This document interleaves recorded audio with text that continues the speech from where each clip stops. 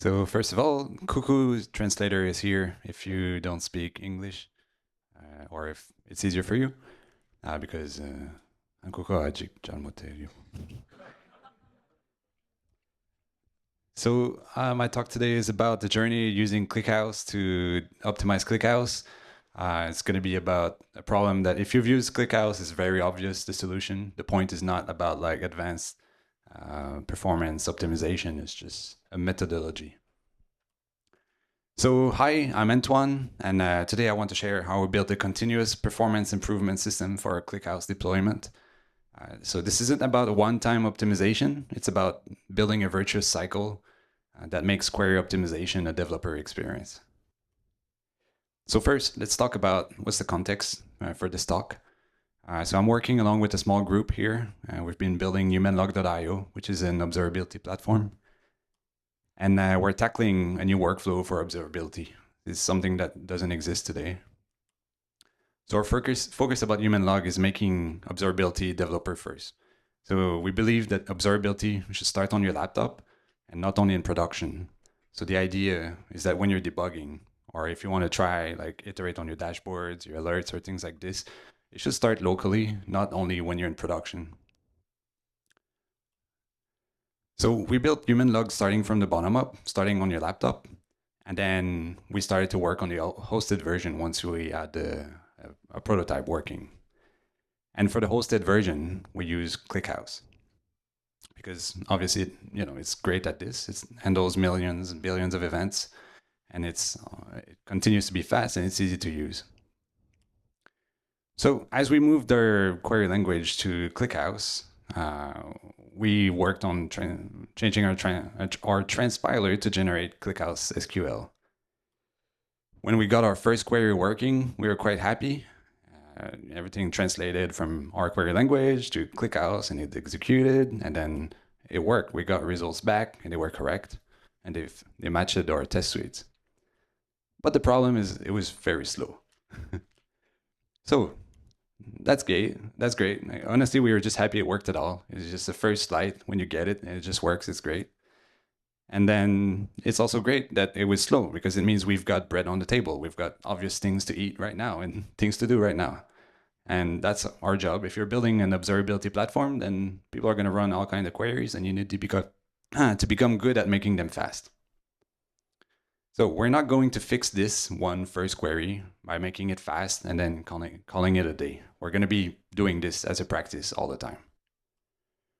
So if everything had been fast right away, we'd be robbed of the opportunity to build a great performance improvement loop. So we took the opportunity and we went to work. We leveraged this simple slow query to make a fast feedback loop. And most companies would fix this just once and move on. But then you fix it again, and then really you should have a workflow. We knew from day one that that's what we're going to be doing. So we built something to make this fast. So in a way, it was kind of nice that it was slow from day one because it helps us confront the problem right away with a crunchy, simple to understand problem because it's not a slow query later that you face that's like super complicated. It's very simple, so it's a great case. But here's the key insight is that measuring just slow queries and performance at a given point in time is kind of useless in isolation. Like if a query takes 2 seconds, it's cool, but like, what was the schema version? What was the version of your schema when that query was slow? What did the compression ratio of your columns look like at that time? What were the indices looking like? How many parts? How many like granules per parts? Without correlating performance metrics to schema version and the state of the storage, you can't really do science. Like you're just collecting numbers at the point in time. So we asked ourselves, how do we tie everything together? How do we build a system where every performance measurement knows its full context? How do we make this developer first, just like our tool humanlog is focused on developer first observability on your laptop? So to practice what we preached, if humanlog gives you observability on your laptop in your development loop, we want to do the same thing for optimizing our ClickHouse performance. If users using humanlog get immediate feedback in their development workflow, we want the same thing or performance optimization. We want to eat our own dog food. So we built the continuous improvement loop from day one, not when there was a fire. So we built a system on 5 pillars. But the key insight is really that everything, every metric, every compression stat that we measure is tied to a schema version. And this creates a correlation we need. When we see a slow query, we can ask which schema version was this running. If we collect months and months of slow queries and we want to see how slow was this query over time, then we can tie this back to schema versions and have some context when we make decisions about future migrations. And here's the meta insight. ClickHouse already has everything you need to be able to do this. The system tables have query log that you can use to see how fast your query was, what happened with it. There's information about compression stats, like part columns, and there's a lot more systems tables in this, but that's mostly what we're using. And then you can explain your queries to execute them. And it's pretty fast. The overhead is very minimal. So we just need to structure this stuff and version it and then tie it all together. And I'll just walk through each pillar. So the first thing is you need to know which version is running at which point. So you need to keep a genealogy of your schema over time. This is the foundation. Otherwise, you're just measuring data without context. And then after this, every time a query runs, you need to log it. And then you need to measure compression statistics over time in every metric. And then tie it always back to which version is creating it. And this is what makes everything possible. When we see a query took 2 seconds on Tuesday, we can immediately ask what schema version was running this. Then we can look at what compression looked like for that schema and the sort key and what the sort key was at this time and what indices existed at this time. This enables time travel, so we can compare performance across migrations with full context. We can answer questions like, did moving the timestamp column in the sort key actually help with real data? Because we know the storage state for both version 4 of a migration and then version v5. And also we can detect regression. If we introduce version v6, then we know that it was slower and we can go back and look at trade-offs. The second pillar is we profile every single query. So every time a query is run, it's instrumented, and then we collect performance data about it and the state of storage. And then we do this in Go. So we wrap every query with a unique query ID, then we execute it, and then we collect the data. After running the query, you can query ClickHouse directly to get the information about the query that was just executed using the query ID you gave it. And all of this is stored with the schema version and the app version that ran it. And then we can correlate things and performance change over time. We track compression effectiveness per column with each schema version. So for instance, if I want to know if it's worth to change ZSTD level 3 to level 1 or something, is it worth the compression cost? Like, is the storage impact worth the compute impact? Or did the change improve something at all? And we query ClickHouse system tables also and persist the result over time. So this feeds also into our cost optimization because the compression of columns is very important for the cost of storing this data. The fourth pillar is collection of metrics in the background. So every 15 minutes, we gather 9 different metrics reports about the state of the ClickHouse cluster. And this is cluster-wide monitoring. So how much memory our indices using, or are we seeing cardinality explosion in the sort key column? What's our granularity looking like? And this is also all stored with schema versions with like 90-day TTL retention. And this gives us the ability to analyze over time or like all kind of statistics. And then to tie it all back together and make this an actual dev loop, like this is great. Like in production, we store this data and what do? Where's the dev loop that brings this back on my machine? And this is the final step, which makes this effective. Having a fast feedback loop, whatever you're doing. If you're making a web app, you're doing something, having a quick feedback is very important. So we have a benchmark suite that takes that's part of the entire software, and it's not like separate. It doesn't run. It's part of the main repository, and it's part of the observability platform. So it uses the same profiling code as in production. And what we do is we snapshot some staging data, about 100 million rows in a Parquet file, and then this snapshot of the data is also version, because different version of the schema needs to be tied with data at this point in time. And then we run benchmarks using this realistic data. And then each report that we run on an engineer's machine comes with latency percentiles, scan efficiency, the execution plan, and the full backend context. So this gives us a lot of information. And then if you run benchmarks locally, you can see the impact right away of the change you're making. If you're adding a migration, you can see it's going to change performance by this much. It's going to change the compression trade-off to be maybe faster, but you take more storage space or things like that. And this is all running on your machine against the same CPU, same memory. So even though it's not the same as in the hosted environment, if you run these benchmarks on your machine, you have some sort of consistent results. So I can show you the full loop in action. So basically what we're doing is just we set ourselves up so we can apply the scientific method in a loop. So if you remember the 30-second query I was talking about, in this case, we observed in production, the query performance log showed that the schema version 4 had very high latency, and scan ratio was horrible, and this is where the correlation helped. We can analyze and check that the compression stat for that schema was great, but the sort key structure was not good.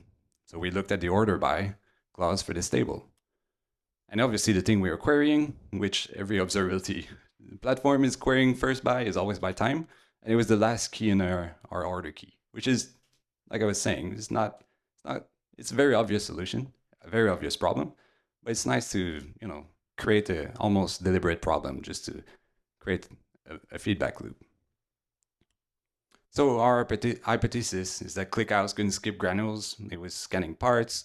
It was looking at a bunch of data that was completely useless just to figure out it was doing full table scans for everything. Because the timestamp was the column was coming last after a bunch of high cardinality columns. So we created a migration 5, and then we moved the timestamp position to position 3 in the order by clause. And then we run this in benchmarks, and then obviously things were much faster. And this was an apple-to-apple comparison, because from the same laptop, from 1 second, one checkout to the next checkout, you can run the same benchmark and see the results are probably going to be good. And because it's enough data, it's 100 million rows, it doesn't fit in the L3 cache, and you get some kind of realistic load. So the benchmark predicted about 5x improvement, and then we deployed to production, and the improvement was 6x, and this kind of matched our expectation. And the benchmark was fairly accurate compared to, usually benchmarks on your machine are not going to be very accurate compared to real workloads. But this worked out well for us. So this is what it looks like for an engineer. You make a schema change, you run the test script, which also is going to run benchmarks and produce a report about the performance. And then after that, you can look in your benchmark report to see how it looks like versus the previous version. We store this in JSON format, so you can query it with JQ, look at whatever you want to look at. It includes everything you might want to need, like the execution plan, scan efficiency, number of rows returned versus scan, things like this. After this, if you want to make a schema change, then you can run a full script, and then you can commit it, and then you've got a pretty good idea of what the impact is going to be like when you ship to production. So this is the virtuous cycle we built for this process.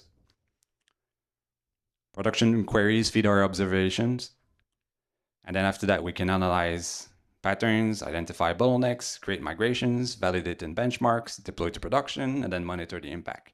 And then at the end, the genealogy of our migrations, like the schema that was applied that ran queries, ends up closing the loop. So we can do this in a sustainable and deliberate manner. So we're not fixing performance once. We're going to be able to continuously improve on it.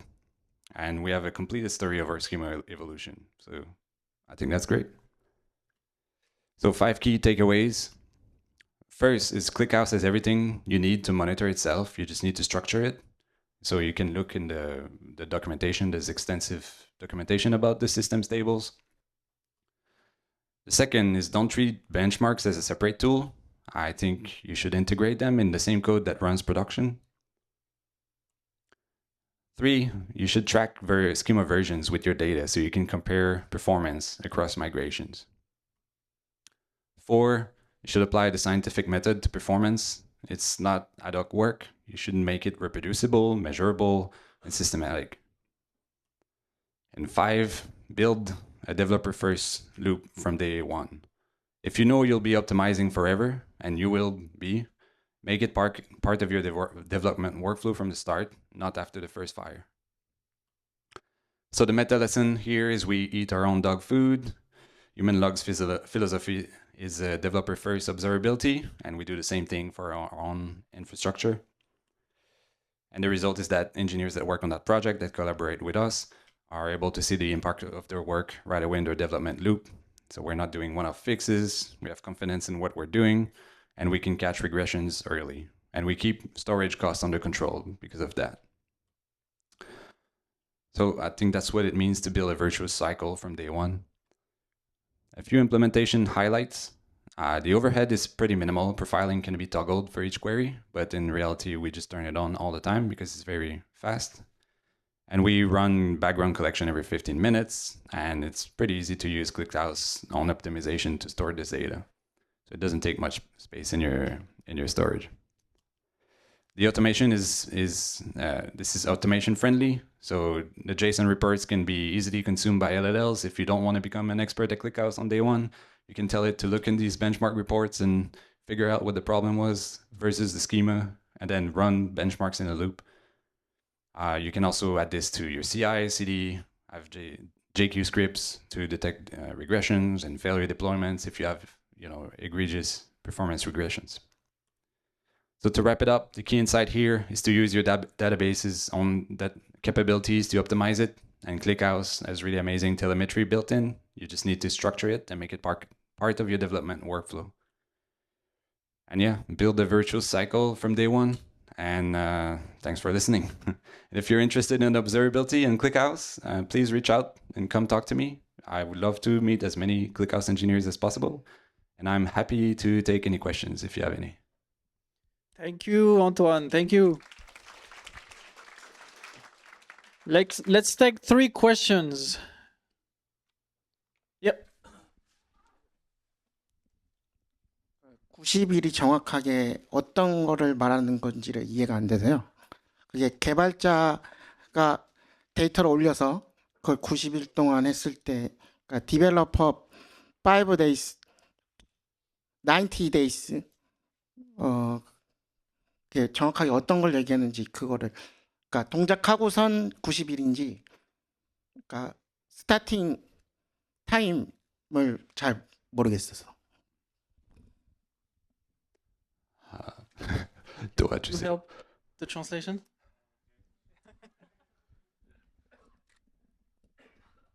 So what do you mean by 90 days you mentioned on your presentation? So in this case, the metric we collect, that we store, we keep them for 90 days, just because my personal opinion is that any storage of data that doesn't have a TTL is a data leak, is a memory leak.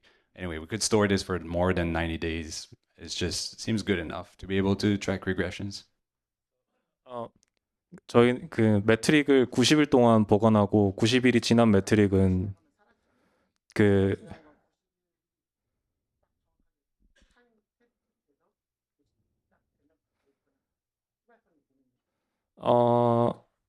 so you mean 90 days the strict limit that you store the data in the ClickHouse, and after that time, the data is gone away or some moved to somewhere else? For that specific table, it's just delete after TTL. Or we could spill over to S3 or just put it to like a cold storage or something like that. We might change this. 네, 현재는 90일 뒤에는 데이터 지우고 있고, 네, 근데 S3로 옮기거나 뭐 S3가 아니더라도 다른 콜드DB로 옮길 수 있다고 합니다. Thank you. Any other question?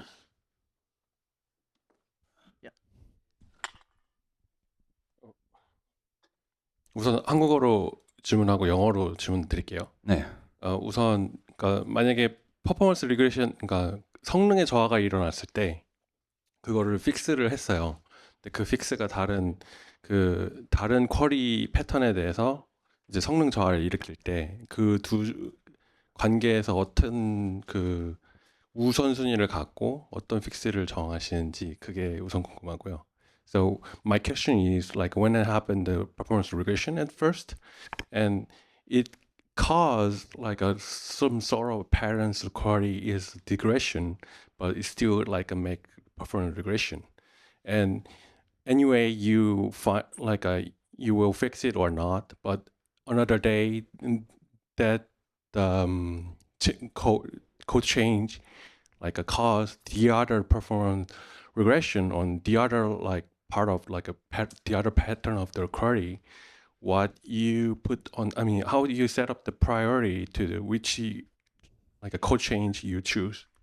All right. So every time we run a query, we record both the schema version, but also the application version together. So we can track code changes because there's the storage, like the ClickHouse schema, that's important for performance, but there's also what the application does with this. And then after this, you want to know like, okay, this is good. I know what the schema was like. I know which application version ran this, but then how do I prioritize which query I care about? And we have other mechanism for tracking where the query comes from and then prioritizing. So some queries like are going to be user initiated. So when a user is exploring their data set, so that's a higher priority than alert that run in a loop in the background. But also because we have a full explain for every query that's running. Something that's really missing from a lot of observability tool is people build dashboards that are full of really bad queries, and then they just run all the time. And same thing with alerts. They just run in the background, and people have no feedback about the fact that their alert queries are really bad. So like, and then after that, you know, there's a team in your organization that's responsible for observability, and then they're complaining. It's like everybody's writing really bad queries. It's killing my system, and no one cares. I can't identify who's doing it. So at least we have the ability to track back where things come from. And then after this, it's a matter of choosing, you know, it's a product question, it's a business question. It's like, what do you want to prioritize? Because you can't make everything fast all the time. Like there's always trade-offs between either storage, CPU, or just like use cases. But at least you can make informed choices and have some better idea of where it's going. I hope this answers the question. Yeah, so follow up the question. So it means like sometimes they happen, like the data, like a collision happen, like a same schema version, but different like a node or workload, like put it out the other, like the different like a value of the update in the same schema. So how you deal with it at that time, like a data collision, like a same schema, but different values trying to update it in the same column? Do you mean update, like literally an update statement? I mean, define like depends on the like workload, but anyway, the like a log is coming, but different like node, Yeah, or different sources. But the thing is like the value you have to apply on that same version of the schema, but it can be collision of the data itself, right?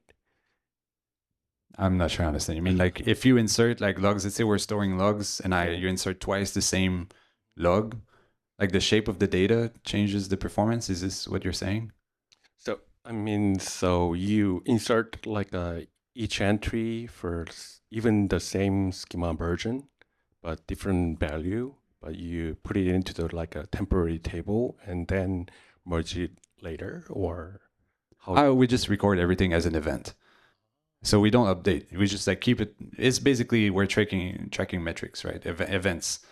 And then if you come back and you're like, you want to figure out why something was slow, then you can run a normal ClickHouse analytical query on this combination of like this schema, this app version, this query, what's the distribution, like the P99 of that query, how long does it run? And then you can also check like, did it change from this migration to the next one?